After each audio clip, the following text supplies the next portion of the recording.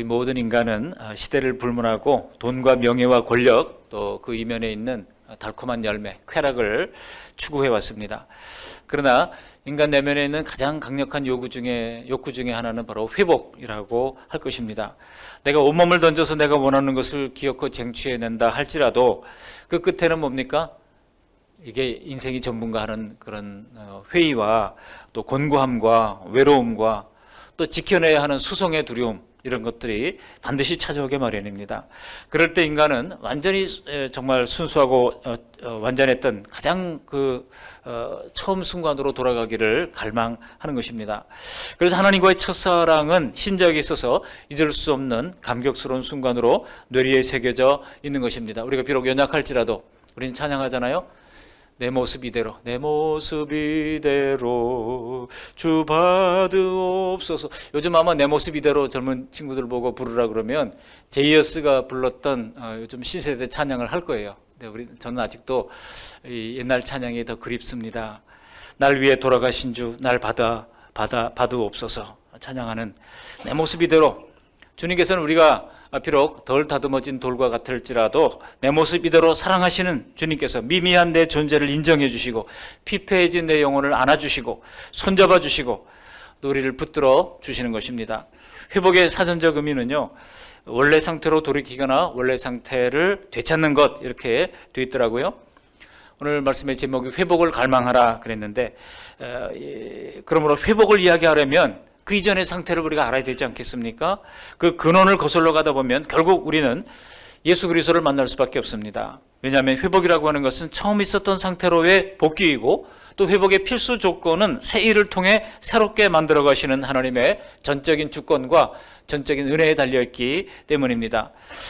시인은 영혼의 화가다, 그런 말이 있습니다만, 시편을 보시면 하나님의 은혜를 참 아름답게 그려낸다, 이런 생각을 하게 됩니다. 그래서 시편을 묵상할 때면 하나님이 내 영혼에 선사하는 한 폭의 그림 같다, 그런 생각을 하게 됩니다. 우리 교회도 동양화가가 있습니다만 이분이 주일마다 일을 함으로 말미암아 통 얼굴을 보기가 어렵습니다. 환경이 열리도록 여러분 좀 기도도 해주시고요. 그림을 볼 때마다 이게 보통 그림이 아니구나, 이런 생각을 할 때가 있습니다. 오늘 시를 기록한 사람은 찬송하는 사람 아삽입니다. 그래서 시편 73편부터 83편까지 11개의 시편을 남겼습니다. 시는 함축된 언어로 표현된 그런 어떤 글보다 감정과 사상을 아주 풍성하게 표현해 주는 그런 특징이 있습니다. 그런데 그 시를 더욱 풍성하게 하려면 배경을 좀 알 필요가 있겠죠. 그 배경을 알면 더욱더 풍성해집니다. 여기 시편 80편은요, 북이스라엘이 아수르 나라에 멸망을 당한 시대를 배경으로 하고 있습니다. BC 722년에 북이스라엘은 아수르에 의해서 멸망을 당하고 맙니다. 하나님께서 자기 백성들에게 그 얼굴의 광채를 가리우는 순간 이스라엘 백성들은 이제 침입을 당할 수밖에 없게 됐습니다. 왜 얼굴을 가리웠을까요? 바로 하나님으로부터 등을 돌리고 하나님의 은혜를 배반했기 때문입니다. 그래서 범죄한 그들에게 하나님의 얼굴을 돌이키시니 즉각적으로 아수르의 침략을 받게 됐던 겁니다. 마침내 멸망에 이르게 됐던 겁니다. 이런 상황 속에서 이스라엘의 멸망을 목격한 시인은 비통한 심정으로 이스라엘의 구원, 회복을 갈망하면서 이 시를 쓰기에 이르게 된 것입니다.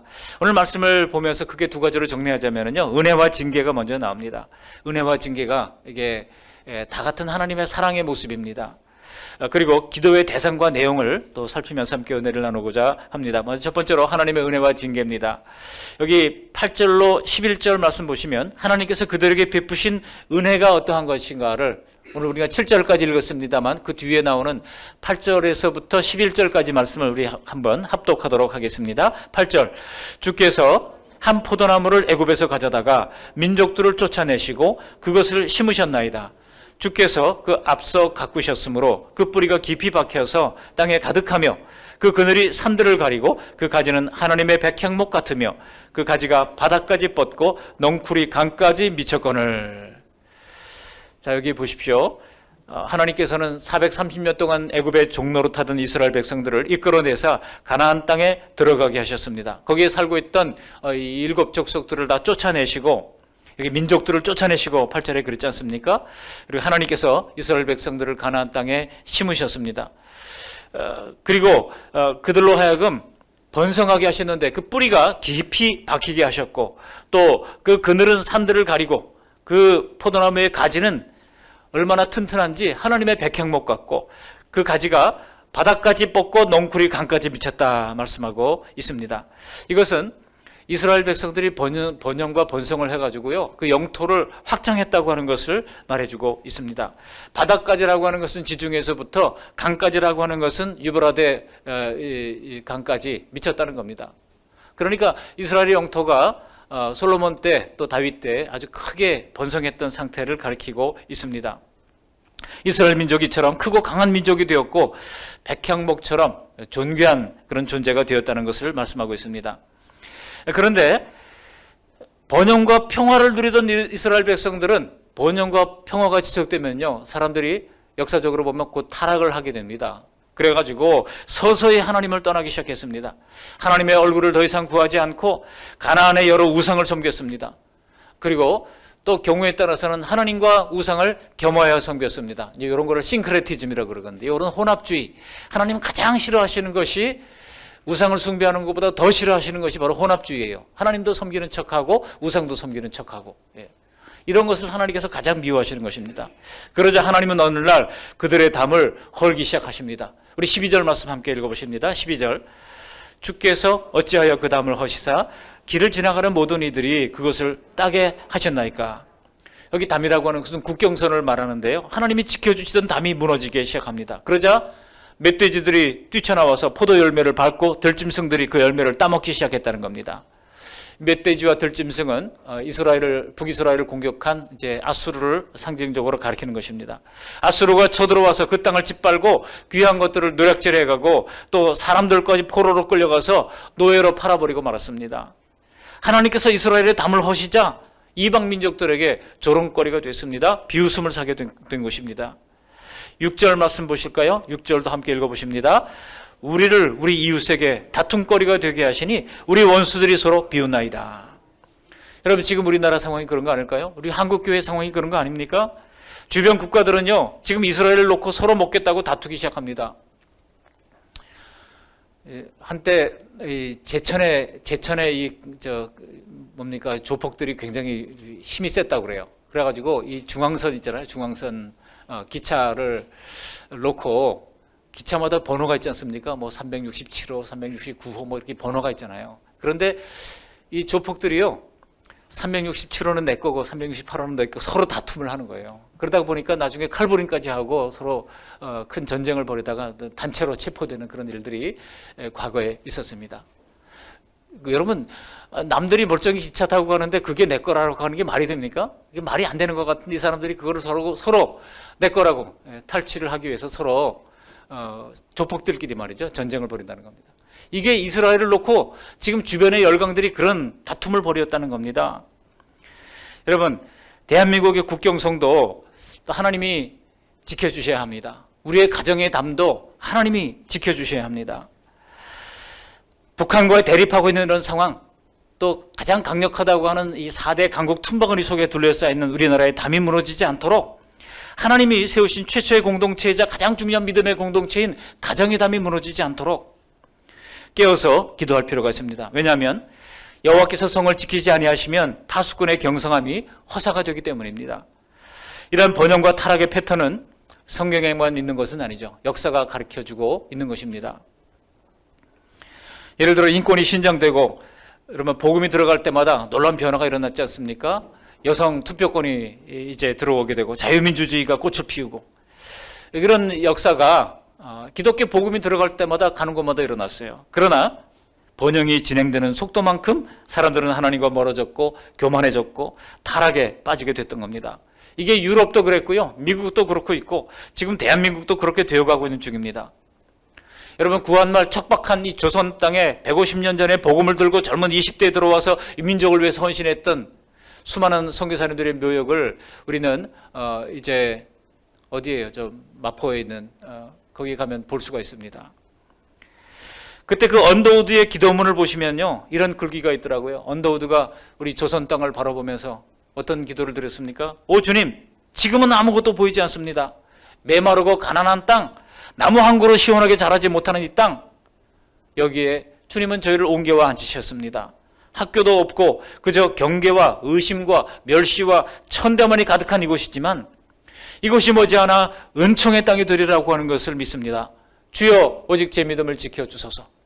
오죽하면은요, 주여 제 믿음을 지켜달라고 언더우드가 기도했겠습니까?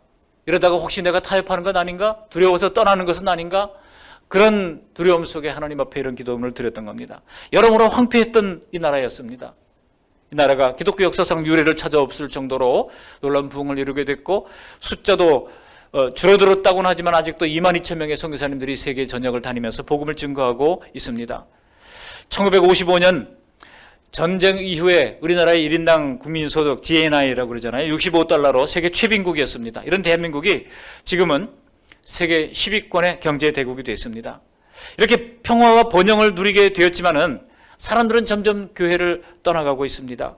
하나님 없이도 살 수 있다면서 하나님의 얼굴을 구하지 않습니다. 다음 세대는 지금 급속히 줄어들고 있고, 교회는 세상 사람들로부터 비난의 대상이 되고 있고, 기독교인들은 조롱의 대상이 되고 있는 가운데 있습니다. 지금 이러한 상황을 여러분 그저 바라만 보고 있어야 하겠습니까? 다시 이 땅의 회복을 위하여, 침체된 한국의 교회의 회복을 위하여, 하나님 나라의 회복을 위하여 우리가 기도를 시작해야 할 줄로 믿습니다. 그래서 2023년 우리 교회 표어는요, 기도와 관계가 있습니다. 올해 표어가 뭔지 아세요? 감사로 하나님을 영화롭게 하자. 우리가 올해 한 해 감사로 영화롭게 했다면, 달력마다 여러분 매일매일 감사가 있었잖아요. 어떤 분을 신방을 해보니까 가정에서 그 달력에 계속 동그라미를 치면서 기도하고 있더라고요. 얼마나 감사한지. 매일 그 나오는 감사의 기도 제목을 가지고 하나님 이래서 감사합니다, 저래서 감사합니다. 내년에는요, 그 달력에 나오는 기도 제목을 가지고 동그라미를 한번 쳐보시면서 색연필을 가지고 한번 1년 360일 기도해 보시기를 바랍니다. 먼저 회복을 위하여, 교회의 회복, 나라의 회복, 가정의 회복, 지금 회복돼야 할 대상들이 너무나 많습니다. 또 한국 경제의 회복, 사면으로 어려움이 지금 가중되고 있지 않습니까?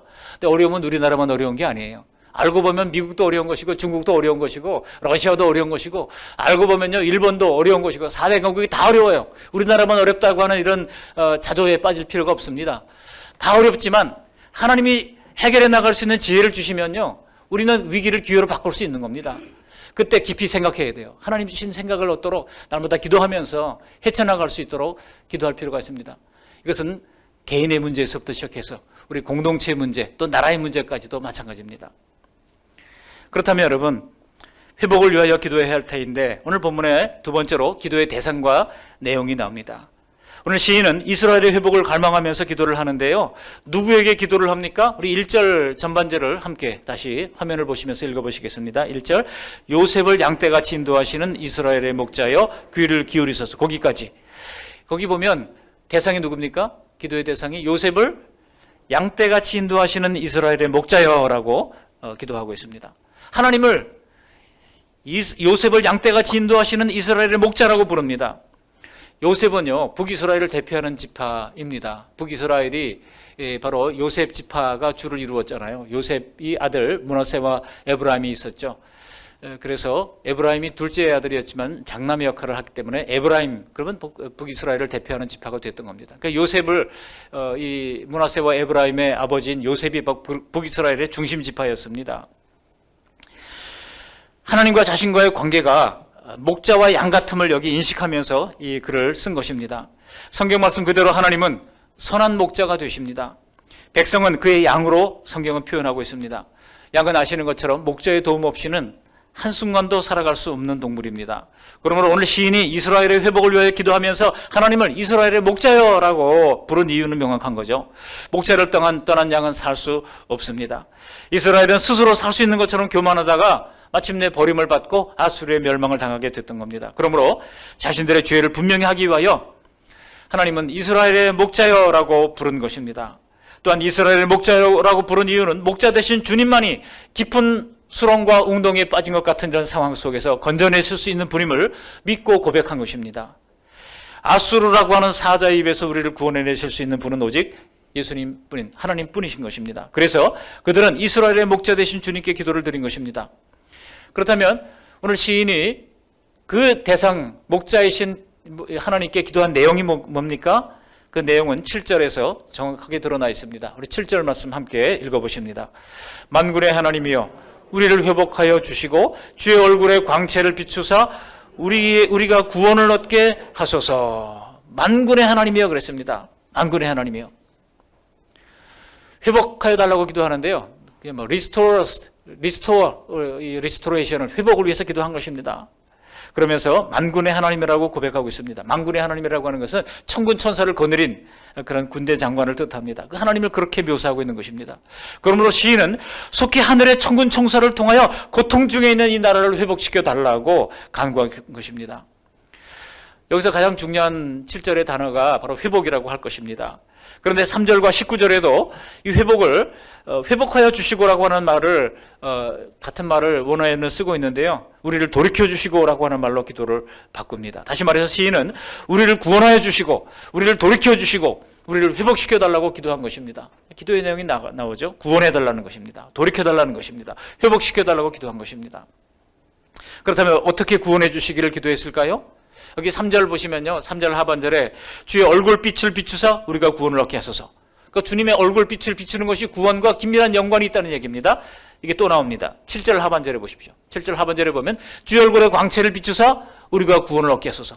주의 얼굴에 광채를 비추는 것과 구원이 밀접한 연관이 있다는 거예요. 반복해서 나옵니다. 이게 두 번만 반복하면 약하죠. 3, 4번이 나옵니다. 어디 있습니까? 19절 하반절에 보시면 또 나오죠. 같이 한번 읽어봅니다. 주의 얼굴의 광채를 우리에게 비추소서 우리가 구원을 얻으리이다. 주의 얼굴의 광채를 우리에게 비추소서라고 3번이나 반복해서 구원을 요청하고 있는 겁니다. 주님께서 주의 얼굴의 광채를 비추시면 우리 가운데 회복이 일어나고 구원의 놀라운 역사가 일어납니다. 그러므로 우리의 회복과 구원은 오직 주의 얼굴의 광채를 비추어 주심에 달려 있습니다. 여러분 민수기 6장 하반절에 보시면 이 제사장적 기도가 나오지 않습니까? 하나님은 모세에게 제사장이었던 아론과 그의 아들들에게 이스라엘 자손에게 이렇게 축복하라고 명령을 내립니다. 축복이라고 하는 말 뜻 아시죠?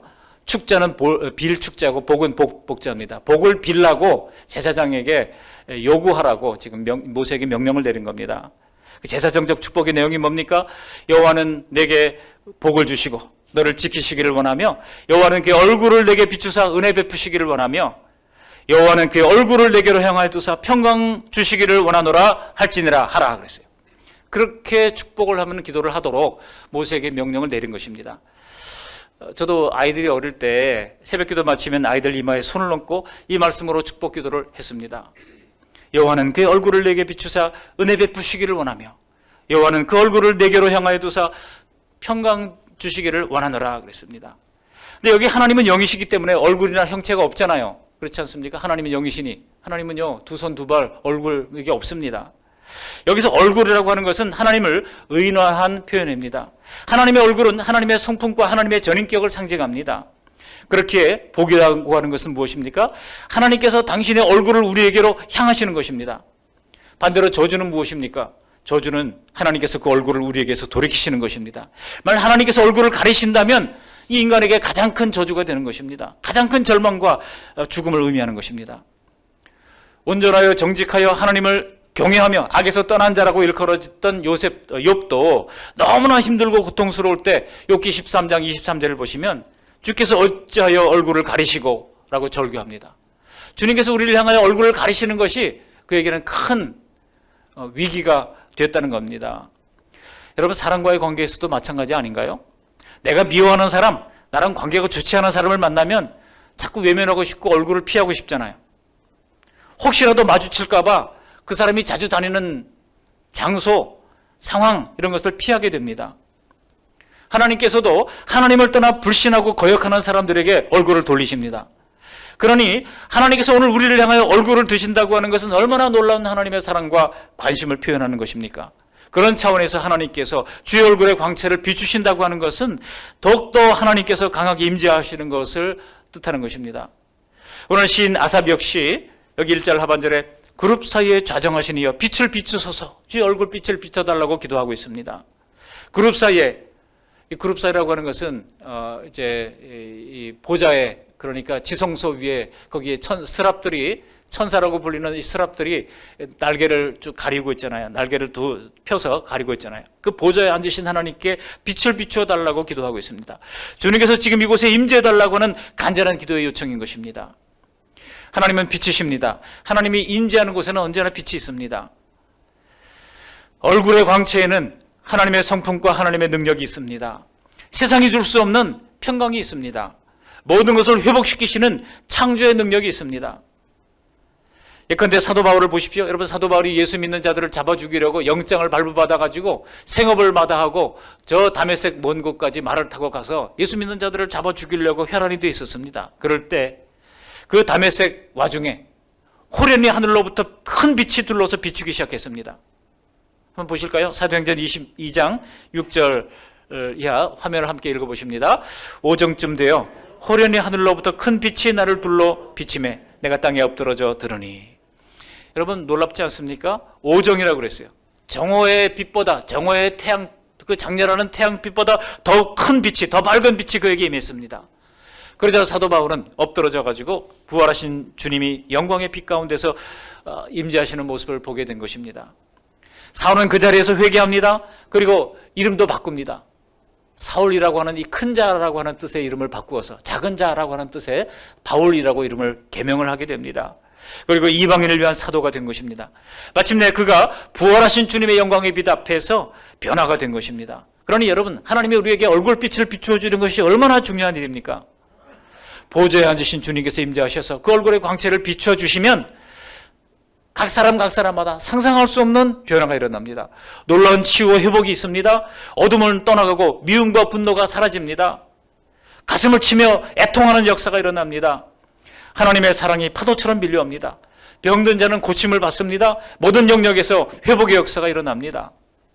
주님께서 그 얼굴의 광채를 비추어 주시면, 그 얼굴의 광채를 비추어 주시면 이 땅에 창궐하는 각종 질병들과 또 이 세상의 모든 죄악들이 영광빛 가운데 사라지게 될 겁니다. 저 억압된 북한 땅, 이슬람 지역 한가운데도 평화가 찾아오게 될 것입니다.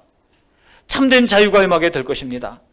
지하교회 성도들은 바울과 실라처럼 감옥 속에서도 큰 소리로 하나님을 찬양하고 기도하게 될 것입니다.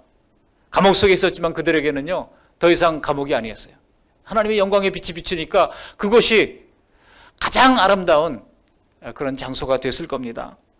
무엇보다 이 땅의 유일한 소망인 주님의 교회에 다시 부흥의 불길이 타오르게 되고, 무너진 가정이 회복되게 되고, 침체된 심령도 에스겔 골짜기의 마른 뼈가 회복되는 것처럼 다시 살아나게 될 줄로 믿습니다. 언제 그렇게 된다고요? 하나님께서 그 얼굴의 광채를 비추어 주시면, 그 얼굴의 광채를 비추어 주시면 그렇게 될 것입니다. 믿습니까? 반대로 여러분, 하나님께서 그 얼굴의 광채를 가리워 주시면 어떻게 될까요? 그래서 얼굴빛을 비춰주지 않으시면 어떻게 될까요? 하나님이 지켜주시던 인생의 담들이 허물어지기 시작할 겁니다. 내가 쌓았다라고 자만하고 교만하던 모든 것들이 하나하나 밑둥부터 빠져나가기 시작할 겁니다. 속수무책 결박을 당하게 될 것입니다. 세상 사람들로부터 수치와 조롱을 당하게 될 것입니다. 세상 사람들과 조금도 다를 바 없이 온갖 염려와 두려움의 포로가 되어서 곤고한 인생을 살게 될 것입니다. 여러분, 그러니 어떻게 되겠습니까? 그러니 우리는 기도해야 됩니다. 주의 얼굴빛을 비추어 달라고, 우리의 가정에, 우리의 교회에, 이 나라의 민족 위에. 그래서 2023년 교회표도 기도와 관련된 것입니다. 달력 받으실 때 확인하시기 바랍니다. 올 한해 감사로 하나님을 영화롭게 했다면 2023년도에는 매일 달력에 나온 기도 제목들을 기도하면서 주님의 얼굴빛 아래 거하는 우리 모두가 되어야 할 것입니다. 주님, 하나님의 얼굴을 구하지 않고 하나님 없이 살 수 있다고 하는 것처럼 생각하며 살았던 우리의 교만을 용서해 주시옵소서. 주님 없이는 살아갈 수 없사오니 이제 그 얼굴을 다시 우리에게 향하여 주시옵소서. 우리 가운데 하나님이 그 얼굴의 광채를 우리 가운데 비추어 주시옵소서. 다 같이 기도하시겠습니다. 기도합니다. 주여 한번 부르시고 기도합니다. 주여! 할렐루야. 살아계신 하나님 아버지 감사합니다. 오늘 주신 말씀을 따라 회복을 갈망하는 귀한 주님의 몸된 교회가 되도록 은혜를 베풀어 주시옵시고, 주님의 얼굴을 구하지 않고 살았던, 하나님 없이도 살 수 있다고 교만했던 우리의 생각을 하나님이여 불쌍히 여겨주시고, 주님 앞에 엎드리며 고백할 때마다 서주의 은총을 허락해 주시고, 하나님이여 동이서에서 먼 것처럼 옮겨주시고, 다시 회복의 역사, 치유의 역사, 하나님이여 전 사주의 은총을 받을 수 있도록 은혜를 베풀어 주시옵소서. 우리 가운데 임재하여